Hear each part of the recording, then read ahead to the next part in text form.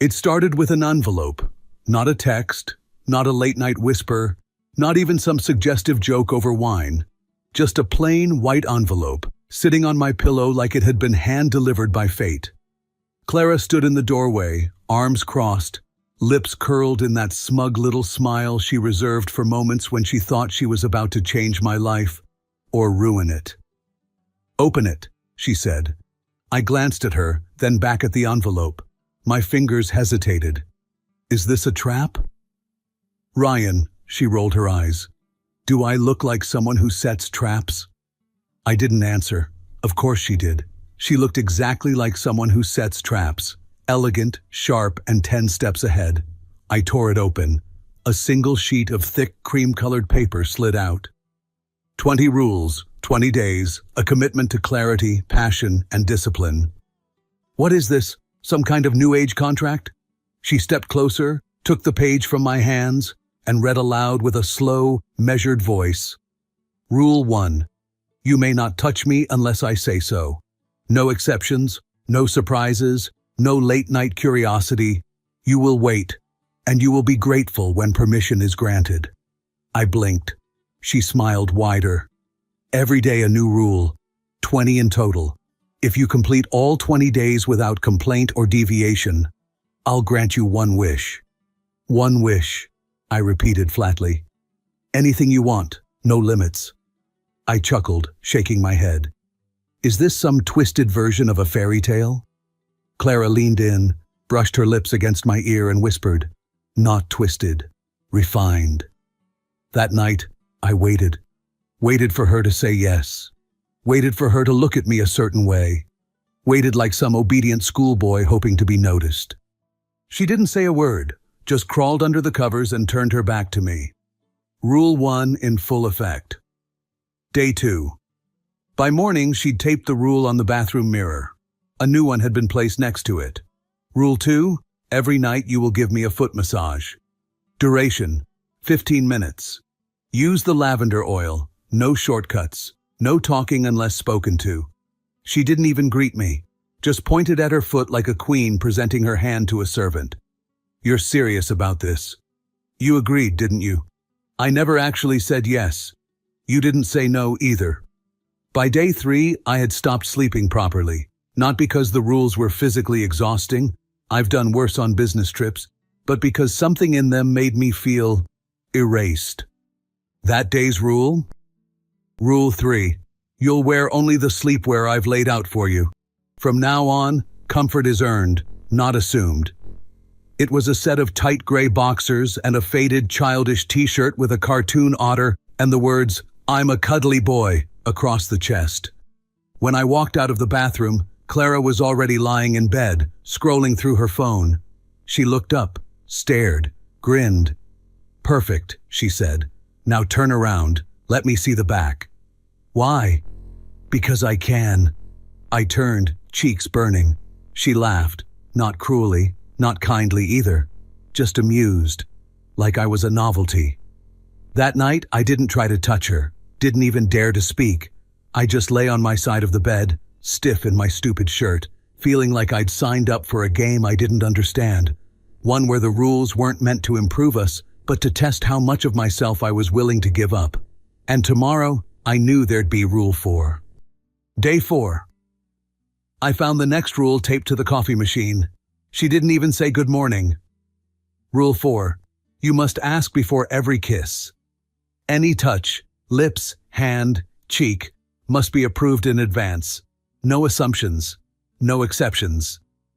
I stood there staring at it, barely awake, wondering if this was still some kind of teasing or something darker.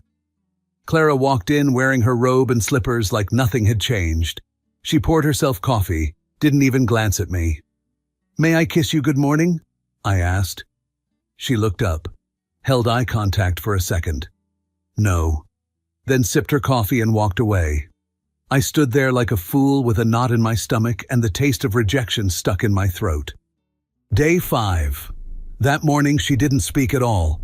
I found the rule folded neatly on my pillow. Rule 5. Every interaction must begin with appreciation.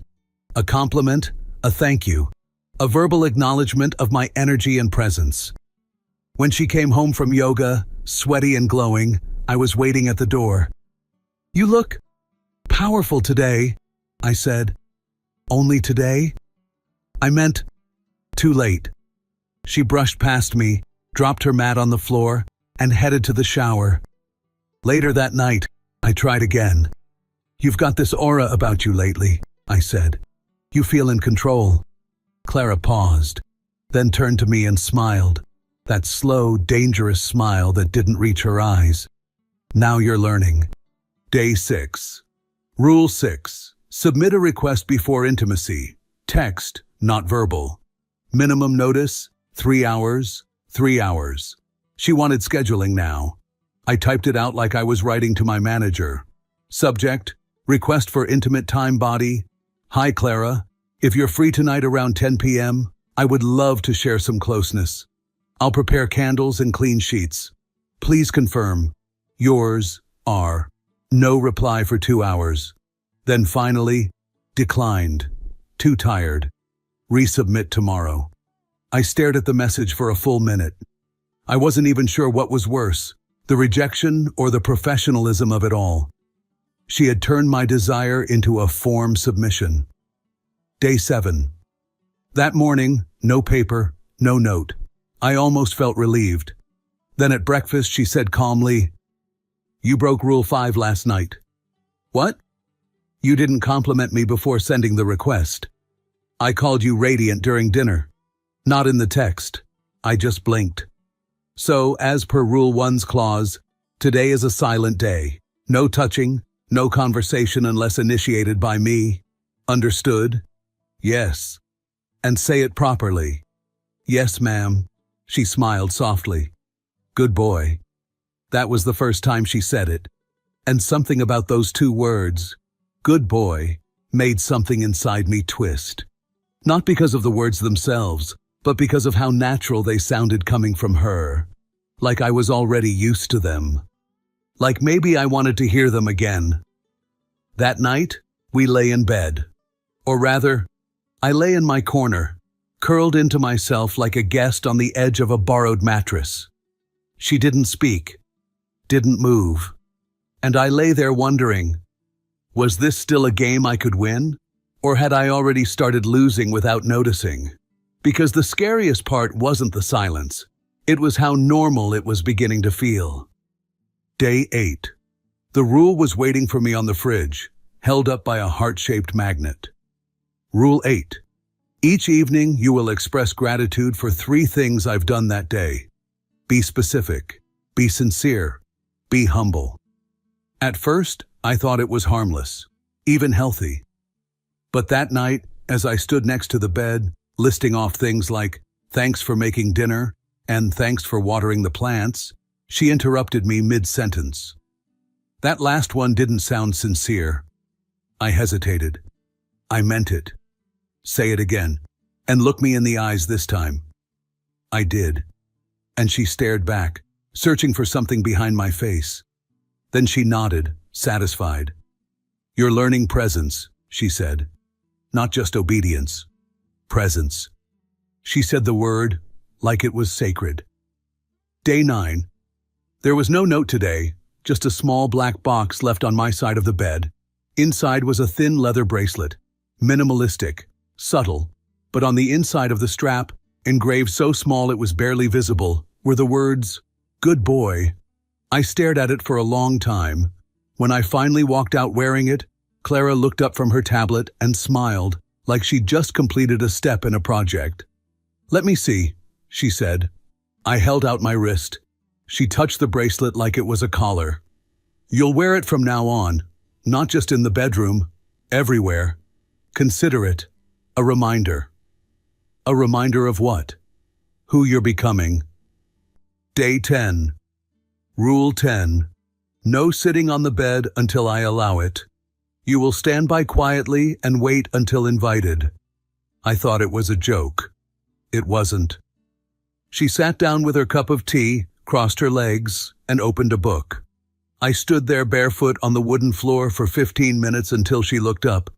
"You may sit." It was a single sentence like tossing a bone to a dog. And the worst part? I obeyed without thinking. My body moved before my pride could intervene. That night, she stroked my wrist absent-mindedly while we lay in bed, her fingers tracing the leather band like it was part of me now. "You're adjusting beautifully," she whispered. "I'm proud of you." Something in me wanted to scream. Something else wanted to make her proud again. Day 11. Rule 11. No initiating. Anything physical must come from me. No exceptions. When she came home from work, she looked radiant, confident. I stood up to greet her, instinctively stepping forward. She raised a hand. "Don't." I froze. "You broke Rule 11. It's only been 2 hours. She gave me a look that shut me up instantly. "Starting now, you sleep on the floor for the night.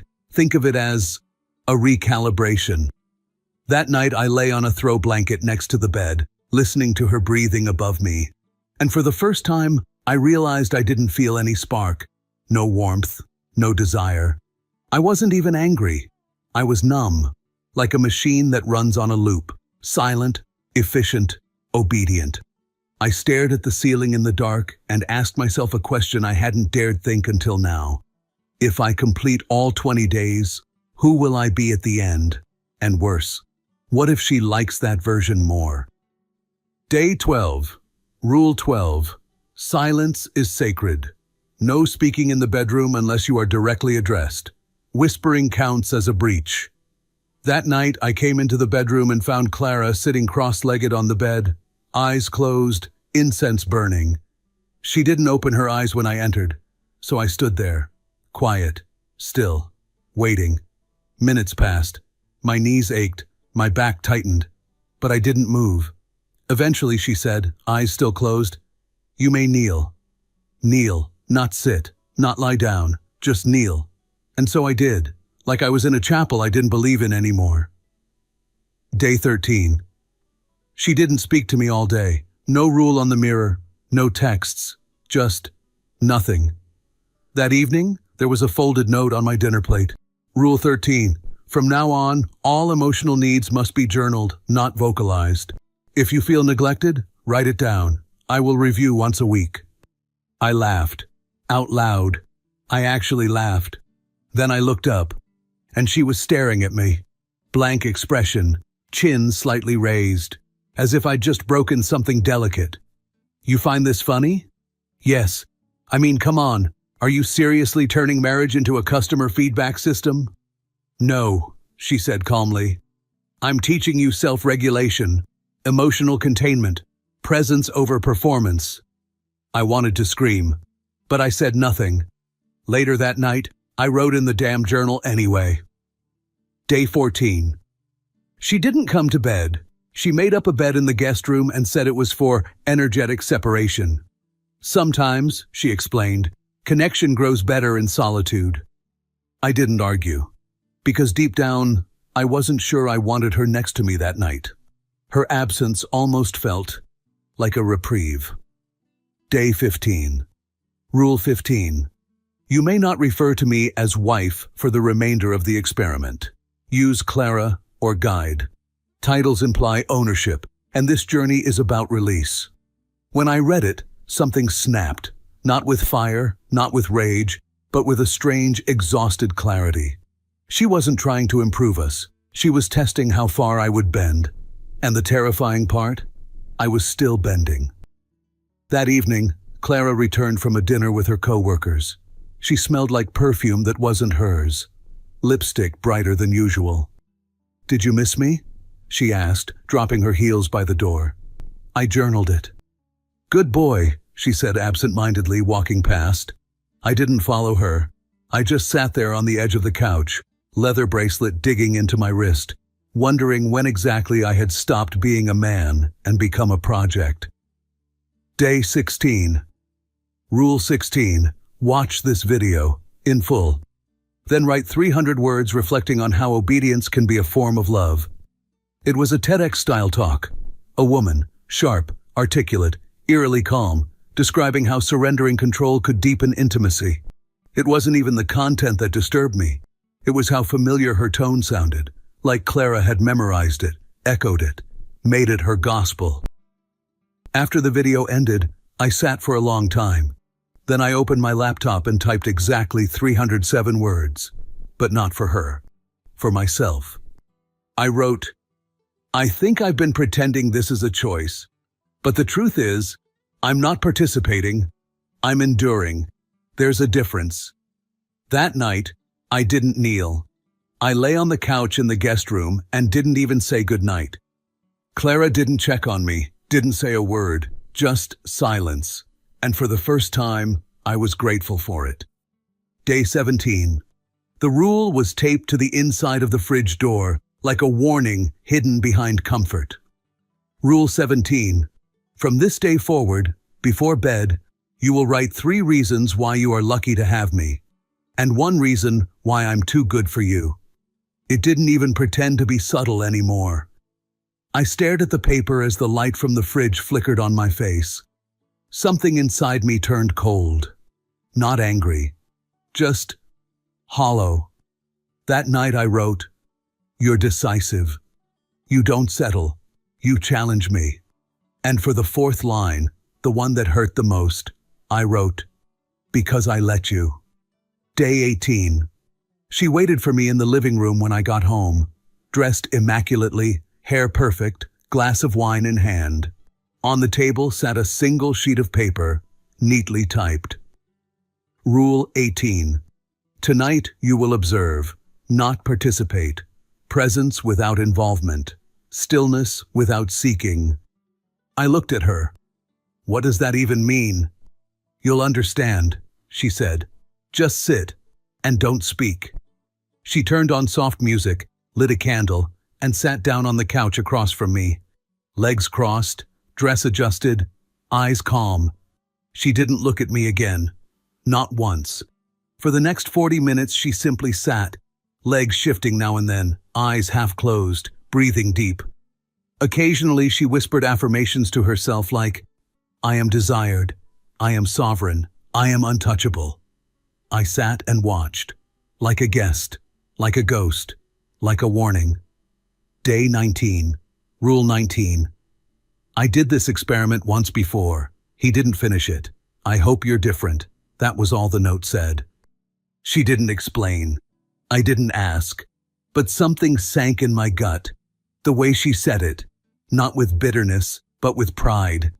Like I was the second draft of something she had already started. That night, I didn't write my gratitude list. I didn't even pretend to. I just sat by the window in the guest room, staring out into the dark, wondering if I was passing a test or failing at being human. I woke up on the 20th morning feeling nothing, not victory, not relief. Just the strange quiet that settles in when you've given too much for too long. When I walked into the kitchen, Clara was already there, composed, beautiful, holding a small white envelope like it was the key to something sacred. "Congratulations," she said. "You made it." I nodded. No smile, no thank you. "This," she continued, tapping the envelope, "is your reward." I opened it. Inside was a single certificate, printed, signed, dated. 20 days of obedience, completed. Issued by Clara M. Certified by self. I stared at it in disbelief. "You're kidding."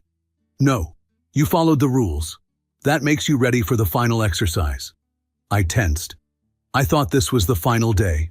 She smiled, calm, serene. "It is. That's why you're going to witness something. No rules now, just presence." She gestured to the armchair by the living room window. "Sit, watch, say nothing."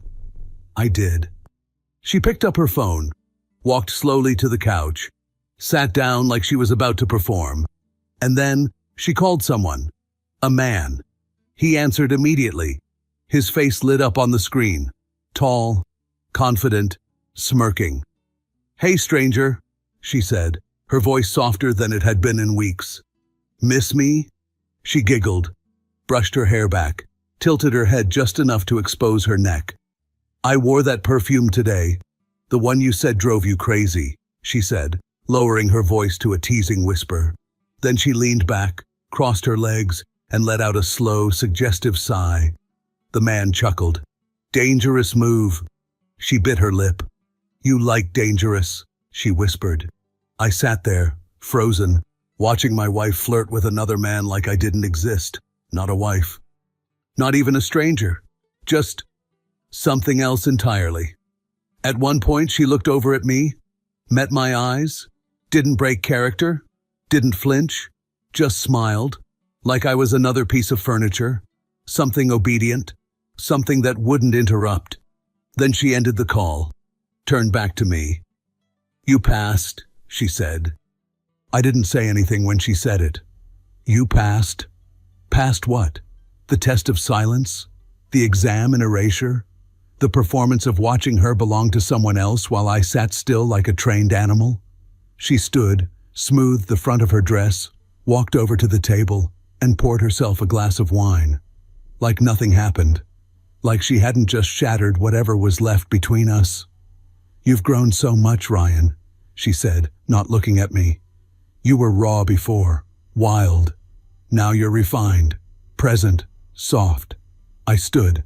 She raised an eyebrow. Going somewhere? I nodded slowly. Where? Away from all this. A pause. She laughed, light, melodic, condescending. You're joking. I walked past her. She followed me to the hallway. Ryan, she said sharply, you agreed, you committed, you finished the program. I turned to her, not angry, just clear.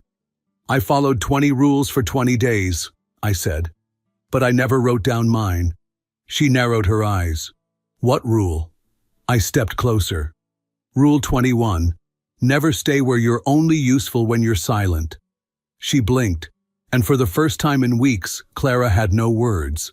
I walked out of the house with no bag, no plan, just one final act of disobedience echoing in every step.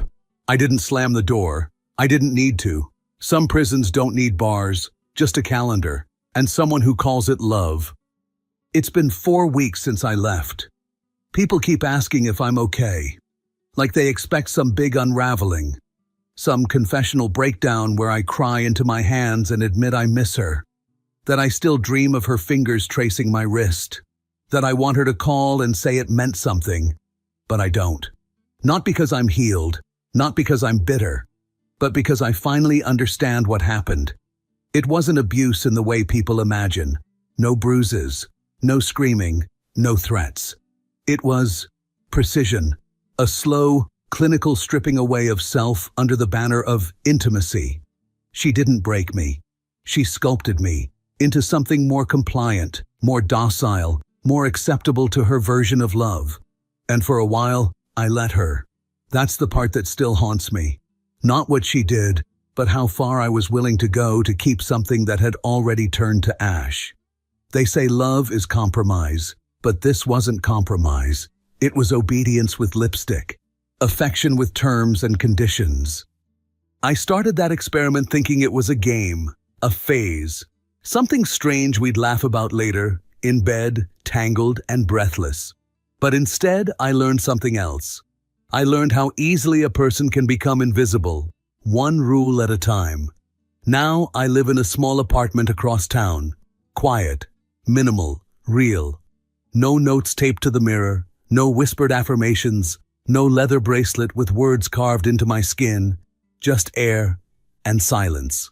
The kind I chose, the kind that doesn't ask me to kneel. Sometimes I still hear her voice in the back of my mind. You're learning. And I suppose she was right. I did learn, but not what she hoped. I learned that love without freedom is performance. That silence can be sacred, but only when it belongs to you. That watching someone flirt with another man while calling it a lesson isn't intimacy. It's theater. And I'm done being the audience. If she ever calls, I won't answer, not out of hate, but because I've already heard everything she had to say, and none of it was for me. I was never her husband. I was her mirror. And I finally stopped reflecting.